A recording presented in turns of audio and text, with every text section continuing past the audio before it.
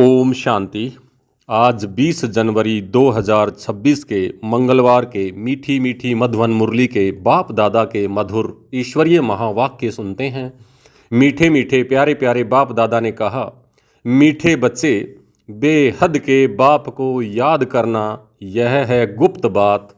याद से याद मिलती है, जो याद नहीं करते उन्हें बाप भी कैसे याद करे। मीठे बच्चे, बेहद के बाप को याद करना यह है गुप्त बात। याद से याद मिलती है, जो याद नहीं करते उन्हें बाप भी कैसे याद करे। आज का प्रश्न है, संगम पर तुम बच्चे कौन सी पढ़ाई पढ़ते हो जो सारा कल्प नहीं पढ़ाई जाती। उत्तर है, जीते जी शरीर से न्यारा अर्थात मुर्दा होने की पढ़ाई अभी पढ़ते हो, क्योंकि तुम्हें कर्मातीत बनना है। बाकी जब तक शरीर में हैं तब तक कर्म तो करना ही है। मन भी अमन तब हो जब शरीर न हो, इसलिए मन जीते जगत जीत नहीं, लेकिन माया जीते जगत जीत। अर्थात मन के संकल्प बंद नहीं हो सकते जब तक आत्मा शरीर में है। बाबा कहता है, इसलिए शरीर में रहते हुए माया को जीते जगत जीत कहलाते हैं। मन जीते जगत जीत नहीं, माया जीते जगत जीत। ओम शांति। बाप बैठ बच्चों को समझाते हैं, क्योंकि यह तो बच्चे समझते हैं, बेसमझ को ही पढ़ाया जाता है। अब बेहद का बाप, ऊंचे से ऊंचा भगवान आते हैं तो किस को पढ़ाते होंगे। ज़रूर जो ऊंचे से ऊंचे हैं बिल्कुल बेसमझ होंगे। इसलिए कहा ही जाता है, विनाश काले विपरीत बुद्धि। विपरीत बुद्धि कैसे हो गए हैं? 84 लाख योनियाँ लिखा हुआ है ना, तो बाप को भी 84 लाख जन्मों में ले आए हैं। कह देते हैं परमात्मा कुत्ते बिल्ली जीव जंतु सब में है, तो इसको क्या कहेंगे? विपरीत बुद्धि। बच्चों को समझाया जाता है, यह तो सेकंड नंबर पॉइंट देनी होती है कि बाप ने समझाया है, जब कोई नया आता है तो पहले पहले उनको हद के और बेहद के बाप का परिचय देना चाहिए। वह बेहद का बाप बड़ा बाबा और हद का बाप छोटा बाबा। बेहद का बाप माना ही बेहद आत्माओं का बाबा, और वह हद का बाप जीव आत्मा का शरीर का बाप हो गया। वह है सब आत्माओं का बाप। यह नॉलेज भी सब एक रस नहीं धारण कर सकते हैं। कोई 1% धारण करते हैं तो कोई 95% धारण करते हैं। यह तो समझ की बात है ना। सूर्यवंशी घराना होगा ना, राजा रानी तथा प्रजा, यह बुद्धि में आता है ना, तो प्रजा में सब प्रकार के मनुष्य होते हैं। प्रजा माना प्रजा। बाप समझाते हैं, यह पढ़ाई है। अपनी बुद्धि अनुसार हर एक पढ़ते हैं। हर एक को अपना अपना पार्ट मिला हुआ है। जिसने कल्प पहले जितनी पढ़ाई धारण की है उतनी अब भी वो धारण करते हैं। पढ़ाई कब छिपी नहीं रह सकती है, पढ़ाई अनुसार ही पद मिलता है। बाप ने समझाया है, आगे चल इम्तिहान तो होता ही है, बिगर इम्तिहान ट्रांसफ़र तो हो न सके। पिछाड़ी में सब मालूम पड़ेगा, बल्कि अभी भी समझ सकते हैं कि किस पद के हम लायक हैं। भल लज्जा के मारे सब के साथ साथ हाथ उठा देते हैं। दिल में समझते भी हैं कि हम यह कैसे बन सकेंगे, तो भी हाथ उठा देते हैं। समझते हुए भी फिर हाथ उठा लेना है। उठा लेना यह भी अज्ञान ही कहेंगे। कितना अज्ञान है, बाप तो झट समझ जाते हैं। इससे तो उन स्टूडेंट्स में अकल होता है, वह समझते हैं हम स्कॉलरशिप लेने के लायक नहीं हैं, पास नहीं होगा। इसमें तो वह अज्ञानी अच्छे जो समझते तो हैं। टीचर जो पढ़ाते हैं उसमें हम कितने मार्क्स लेंगे, ऐसे थोड़ी कहेंगे हम पास विद ऑनर होंगे। तो सिद्ध होता है यहाँ इतनी भी बुद्धि नहीं है। देह अभिमान बहुत है। जब तुम आए हो यह लक्ष्मी नारायण बनने, तो चलन बड़ी अच्छी चाहिए। बाप कहते हैं, कोई तो विनाश काले विपरीत बुद्धि हैं, क्योंकि कायदे सिर बाप से प्रीत नहीं है तो क्या हाल होगा, उच्च पद पा नहीं सकेंगे। बाप बैठ तुम बच्चों को समझाते हैं, विनाश काले विपरीत बुद्धि उसका अर्थ क्या है। बच्चे ही पूरा नहीं समझ सकते हैं तो फिर और क्या समझेंगे। जो बच्चे समझते हैं कि हम शिव बाबा के बच्चे हैं, वही पूरा अर्थ को नहीं समझते। बाप को याद करना यह तो गुप्त बात है, पढ़ाई तो गुप्त नहीं है ना। पढ़ाई में नंबर वार हैं, सब एक जैसा थोड़े ही पढ़ेंगे। बाप तो समझते हैं यह अभी बेबीज हैं, छोटे बच्चे हैं। ऐसे बेहद के बाप को 3-3, 4-4 मास याद भी नहीं करते हैं। मालूम कैसे पड़े कि याद करते हैं या नहीं, जबकि उनकी चिट्ठी आए तब पता चले। फिर उस चिट्ठी में सर्विस समाचार भी हो कि यह रूहानी सर्विस करता हूँ। सबूत चाहिए ना। ऐसे तो देह अभिमानी होते हैं जो न तो कभी याद करते हैं न सर्विस का सबूत दिखाते हैं। कोई तो समाचार लिखते हैं, बाबा फलाने फलाने आए, उनको यह समझाया, तो बाप भी समझते हैं बच्चा अभी जिंदा है। सर्विस समाचार ठीक देते हैं। कोई तो 3-4 महीने पत्र ही नहीं लिखते हैं। कोई समाचार ही नहीं तो समझेंगे जैसे ज्ञान से मर गया या बीमार है। बीमार मनुष्य लिख नहीं सकते हैं।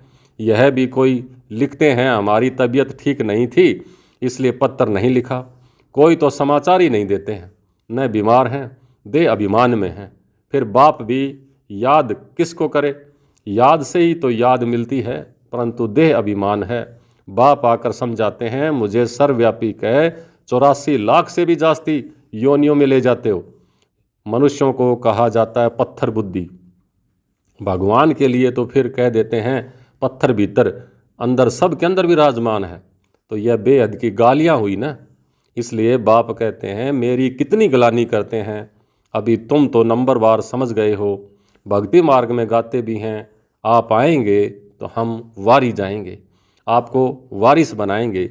या वारिस बनाते हैं तो कहते हैं पत्थर ठीक कर में हो। कितनी गलानी करते हैं। तब बाप कहते हैं यदा यदा ही धर्मस्य ग्लानिर्भवति भारत अभ्युत्थानम धर्मस्य तदात्मानं सर्जामयम पवित्राणाय परित्राणाय साधूनां विनाशाय च दुष्कृताम धर्म संस्थापनार्थाय संभवामि युगे युगे।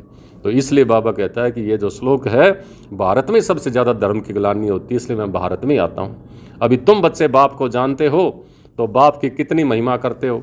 कोई महिमा तो क्या, कभी याद करके 2 अक्षर लिखते भी नहीं हैं, दे अभिमान बन पड़ते हैं। तुम बच्चे समझते हो हमको बाप मिला है, हमारा बाप हमको पढ़ाते हैं। भगवानोवाच है ना, मैं तुमको राजयोग सिखाता हूँ। विश्व की राजाई कैसे प्राप्त हो उसके लिए राजयोग सिखाता हूँ। हम विश्व की बादशाही लेने के लिए बेअद के बाप से पढ़ते हैं, तो यह नशा हो तो अपार खुशी आ जाए। भल गीता भी पढ़ते हैं, परंतु जैसे ऑर्डिनरी किताब पढ़ते हैं, लेकिन गीता पढ़ने व सुनाने वालों में इतनी खुशी नहीं रहती है। गीता पढ़कर पूरी की और गया अपने धंधे में। तुमको तो अभी बुद्धि में है कि बेहद का बाप हमको पढ़ाते हैं, और कोई की बुद्धि में यह नहीं आएगा कि हमको भगवान पढ़ाते हैं। तो पहले पहले कोई भी आवे तो उनको 2 बाप की थ्योरी समझानी है। बोलो भारत स्वर्ग था ना, अभी नर्क है। ऐसे तो कोई कह न सके कि हम सतयुग में भी और कलयुग में भी हैं। किसी को दुख मिला तो वह नर्क में है, किसी को सुख मिला तो कहते हैं वो स्वर्ग में है। ऐसे बहुत कहते हैं। दुखी मनुष्य नर्क में है, हम तो बहुत सुख में बैठे हैं, महल गाड़ियाँ आदि सब कुछ हैं, तो बाहर का बहुत सुख देखते हैं ना। यह भी तुम अभी समझते हो कि सतयुगी सुख तो यहाँ हो ही नहीं सकते। ऐसे भी नहीं कि गोल्डन एज को आयरन एज कहो अथवा आयरन एज को गोल्डन एज कहो, एक ही बात है। ऐसे कैसे हो सकता है? ऐसे समझने वाले को भी अज्ञानी ही कहेंगे। तो पहले पहले बाप की थ्योरी बतानी है कि बाप कौन है। बाप ही अपनी पहचान देते हैं, और तो कोई जानते ही नहीं। कह देते हैं परमात्मा सब में है, सर्वव्यापी है।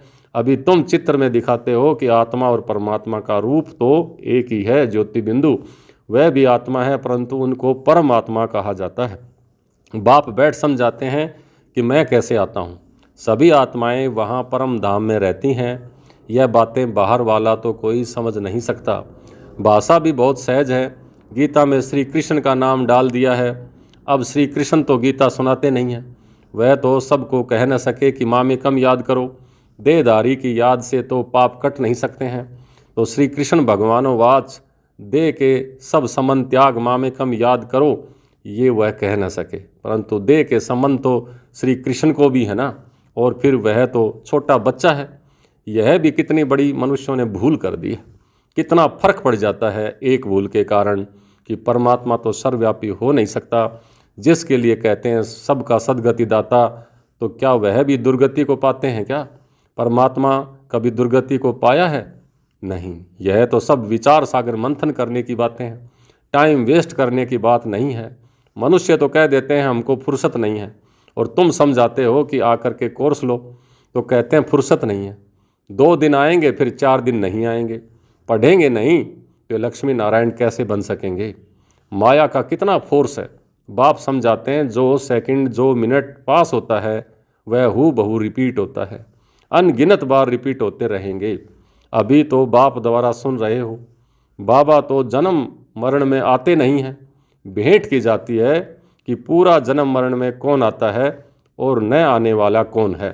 तो सिर्फ एक ही बाप है जो जन्म मरण में नहीं आता है, बाकी तो सब आते हैं। इसलिए चित्र भी दिखाया है, ब्रह्मा और विष्णु दोनों जन्म मरण में आते हैं। ब्रह्मा सो विष्णु बनते हैं, विष्णु सो ब्रह्मा, ये पार्ट में आते जाते हैं। तो एंड हो न सके, यानी इस सृष्टि चक्र की ये चलता रहता है, रिपीट होता रहता है, इसके एंड हो न सके। यह चित्र फिर भी आकर के सब देखेंगे और समझेंगे। बहुत सहज समझ की बातें हैं। बुद्धि में आना चाहिए कि हम सो ब्राह्मण हैं, फिर हम सो क्षत्रिय, फिर सो वैश्य, फिर सो शूद्र, और अब फिर ब्राह्मण बनते हैं। फिर बाप आएंगे तो हम सो ब्राह्मण बन जाते हैं। यह याद करो तो भी सब दर्शन चक्रधारी ठहरे। बहुत हैं जिनको याद ठहरती नहीं। तुम ब्राह्मण ही सब दर्शन चक्रधारी बनते हो, देवताएं नहीं बनते हैं। यह नॉलेज कि चक्र कैसे फिरता है, इस नॉलेज को पाने से वह यह देवता बने हैं। वास्तव में कोई भी मनुष्य सब दर्शन चक्रधारी कहलाने के लायक नहीं है। मनुष्यों की सृष्टि मृत्युलोक ही अलग है। जैसे भारतवासियों की रस्म रिवाज अलग है, सबका अलग अलग होता है। देवताओं की रस्म रिवाज अलग है, मृत्युलोक के मनुष्यों की रस्म रिवाज अलग है। रात दिन का फर्क है। इसलिए सब कहते हैं हम पतित हैं, हे भगवान हम सब पतित दुनिया के रहने वालों को आकर पावन बनाओ। तुम्हारी बुद्धि में है कि पावन दुनिया आज से 5000 वर्ष पहले थी, जिसको सतयुग कहा जाता है। त्रेता को नहीं कहेंगे, बाप ने समझाया है, वह है फर्स्ट क्लास, त्रेता है सेकंड क्लास। तो एक एक बात अच्छी रीति धारण करनी चाहिए। जो कोई भी आए तो सुन करके वंडर खाए। कोई तो वंडर खाते हैं परंतु फिर उनको फुर्सत नहीं रहती है। जो पुरुषार्थ करें फिर सुनते हैं पवित्र जरूर रहना है। तो यह काम विकार ही है जो मनुष्य को पतित बनाता है। इनको जीतने से ही तुम जगत जीत बनेंगे। बाप ने कहा भी है, काम विकार जीत, जीते जगत जीत बनो। काम विकार को जीत जगत जीत बनो। मनुष्य फिर कह देते हैं मन जीते जगत जीत बनो। मन को वश में करो। अब मन अमन तो तब हो जब शरीर ही ना हो, बाकी मन अमन तो कभी होता ही नहीं। देह मिलती ही है कर्म करने के लिए, तो फिर कर्मातीत अवस्था कैसे, पर कर्मातीत अवस्था में कैसे रहेंगे। कर्मातीत अवस्था कहा जाता है मुर्दे को, जिसको कुछ असर नहीं होता। जीते जी मुर्दा माना व्यर्थ बातों का असर न होना। शरीर से न्यारा, तुमको भी शरीर से न्यारा बनने की पढ़ाई पढ़ाते हैं। शरीर से आत्मा अलग है। आत्मा परम धाम की रहने वाली है। आत्मा शरीर में आती है तो उसको मनुष्य कहा जाता है। शरीर मिलते ही हैं कर्म करने के लिए। एक शरीर छूट जाएगा, फिर दूसरा शरीर आत्मा को लेना है कर्म करने के लिए। शांत तो तब रहेंगे जब कर्म नहीं करना होगा। तो मूल वतन में कर्म होता नहीं। सृष्टि का चक्कर यहाँ फिरता है। बाप को और सृष्टि चक्र को जानना है, इसको ही नॉलेज कहा जाता है। यह आँखें जब तक पतित क्रिमिनल हैं तो इन आँखों से पवित्र चीज़ देखने में आ नहीं सकती। इसलिए ज्ञान का तीसरा नेत्र चाहिए। जब तुम कर्मातीत अवस्था को पाएंगे अर्थात देवता बनेंगे, फिर तो इन आँखों से देवताओं को ही देखेंगे, देखते रहेंगे। बाकी शरीर में इन आँखों से श्री कृष्ण को देख नहीं सकते। बाकी साक्षात्कार किया जा सकता है, उससे कुछ मिलता थोड़ा ही है। अल्पकाल के लिए खुशी हो जाती है, कामना पूरी हो जाती है। ड्रामा में साक्षात्कार की भी नूंद है, इसमें प्राप्ति कुछ नहीं है। अच्छा, मीठे मीठे सिख लिदे बच्चों प्रति माता पिता बाप दादा का याद प्यार और गुड मॉर्निंग। रूहानी बाप की रूहानी बच्चों को नमस्ते। हम रूहानी बच्चों की रूहानी बाप दादा को याद प्यार, गुड मॉर्निंग और नमस्ते। नमस्ते मीठे बाबा, बहुत बहुत शुक्रिया आपका। धारणा के लिए मुख्य सार, पहला, शरीर से न्यारी आत्मा हूँ। जीते जी इस शरीर में रहते जैसे मुर्दा, इस स्थिति के अभ्यास से कर्मातीत अवस्था बनानी है। शरीर से न्यारी आत्मा हूँ, जीते जी शरीर में रहते जैसे मुर्दा, इस स्थिति के अभ्यास से कर्मातीत अवस्था बनानी है। दूसरा, सर्विस का सबूत देना है। देहबान को छोड़ अपना सच्चा सच्चा समाचार देना है। पास विद ऑनर होने का पुरुषार्थ करना है। आज का वरदान, अपने शांत स्वरूप स्टेज द्वारा शांति की किरणें फैलाने वाले मास्टर शांति सागर भवै। अपने शांत स्वरूप स्टेज द्वारा शांति की किरणें फैलाने वाले मास्टर शांति सागर भवै।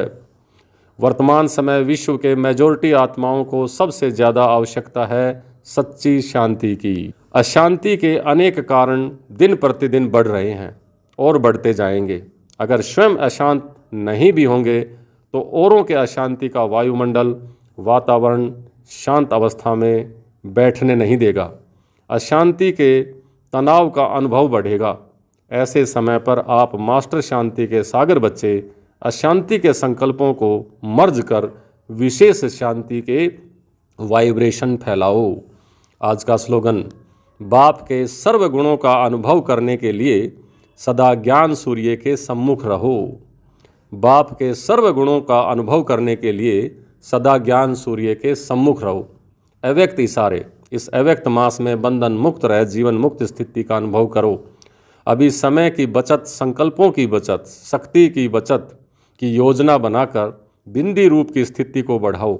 जितना बिंदी रूप की स्थिति होगी उतना कोई भी ईविल स्पिरिट व ईविल संस्कार या फोर्स आप लोगों पर वार नहीं करेगा। आप भी उनसे मुक्त रहेंगे और आपका शक्ति रूप उन्हों को भी मुक्त करेगा। अच्छा, ओम शांति।